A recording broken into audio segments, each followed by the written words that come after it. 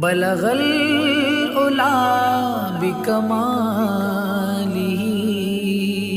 कशफत दुजा बिजमालिही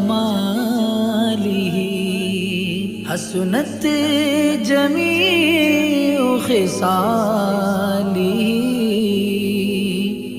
सल्लू अलैहि व आलिही सल्लू अलैहि व आलिही सल्लू अलैहि व आलिही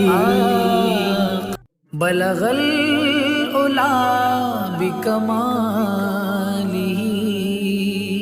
कशफत दुजा बिजमालिही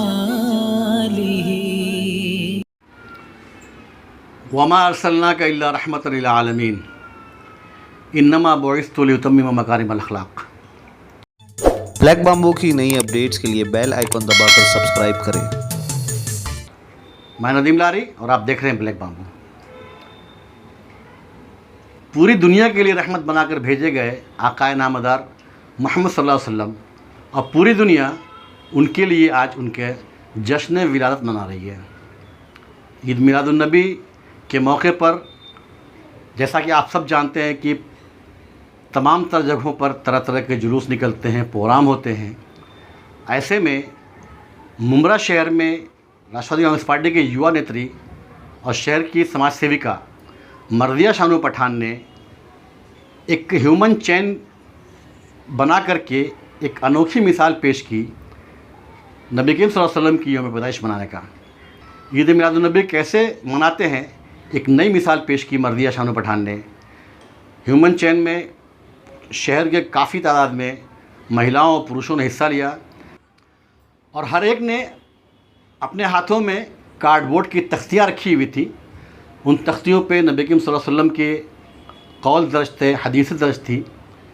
मुख्तलिफ़ तरीक़ों पर नबी करीम सल्लल्लाहु अलैहि वसल्लम ने मुख्तलिफ़ मौक़ों पर उम्मत के लिए जो रहनुमाई के लिए बातें की हैं वो उन प्ले कार्ड्स पे, उन तख्तियों पे लिखे हुए थे। बता दें कि नबी करीम सल्लल्लाहु अलैहि वसल्लम ने अपनी पूरी ज़िंदगी सिर्फ़ इसी नहज पे जिया कि उन्होंने अपने अमल से, अपने कौल से करके और चल करके दिखा दिया कि ज़िंदगी का जो सही तरीक़ा है वो ये है जिस पे आप सल्लल्लाहु अलैहि वसल्लम ने चला और चल के दिखाया। अपनी पूरी ज़िंदगी इंसानियत के नाम पर जिस तरह से नबी करीम सल्लल्लाहु अलैहि वसल्लम ने लोगों को तालीम दिया, इंसानियत की सबक दिया, वो अपने आप में एक ऐसी मिसाल है जो पूरी दुनिया में किसी भी लीडर, किसी भी कायद के अंदर नहीं मिलती है। नबी करीम सल्लल्लाहु अलैहि वसल्लम ने जिस तरह से ज़िंदगी गुजारी, उम्मत के लिए एक नमूना बना कर पेश किया, एक मिसाल बना के पेश किया। अगर आज का मुसलमान उस तरीक़े पर, उस मिसाल पर अगर चल कर के ज़िंदगी बिताए तो दुनिया में ही उसके लिए वो सारे आराम और मिल जाएंगे जिसकी वो तमन्ना करता है। और मरने के बाद तो वल्लाह जन्नत में तो उसका ठिकाना रहेगा ही। मर्दिया शानू पठान का ये प्रोग्राम अपने आप में इसलिए भी बहुत ज़्यादा अहम रहा और अछूता रहा क्योंकि मर्दिया शानू पठान ने जो अहादीस तख्तियों पर लिखे थे वो इंसानियत की तालीम देने वाले थे। समाज में किस तरह रहना है उन पर लिखा गया था, उन पर बताया गया था कि समाज में किस तरह से इंसान रह सकता है। मर्दिया शानू पठान का ये कदम अपने आप में मुमरा शहर के लिए एक मिसाल है कि ईद मिलादुन्नबी ऐसे ही मनाते हैं जिसमें उम्मत के लिए एक मिसाल कायम हो और लोगों के लिए सही तरीके से रहनुमाई हो सके। हम इस सिलसिले में बात करेंगे मर्दिया शानू पठान से, साथ में ही विरोधी पक्ष नेता शानू पठान से। आइए देखते हैं क्या कहेंगे वो इस मामले में। ऐसे तमाम खबर जानकारी के लिए हमारा channel black bamboo media subscribe करें, वीडियो को लाइक और शेयर करें। मैडम, ये स्लोगन्स यहाँ पर सभी ने उठा रखे हैं और इस पर कुछ हुजूर के फरमान लिखे हुए हैं और दीन इस्लाम को लेकर बातें लिखी हुई हैं। क्या मैसेज है इस रैली? अस्सलाम वालेकुम।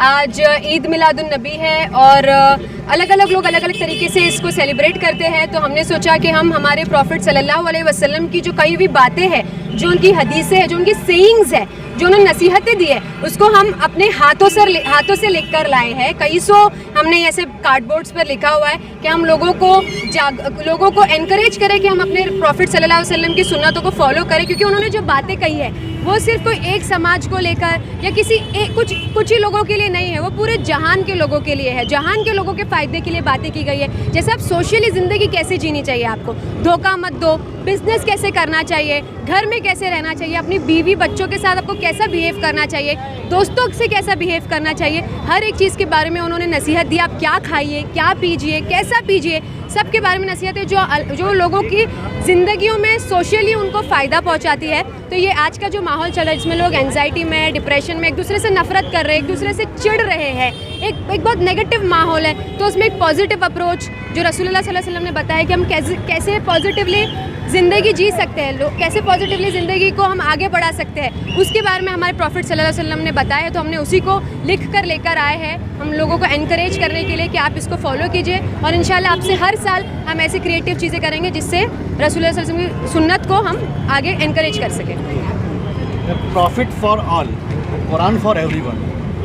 लेकिन दुनिया में जिस तरह से लोगों के जो तरबियत हो रही है, ये लोगों का जो कैरेक्टर है, कहाँ चूक हो रही है कि कुरान फॉर एवरीवन और प्रॉफिट फॉर ऑल का मतलब नहीं हो पा रहा है?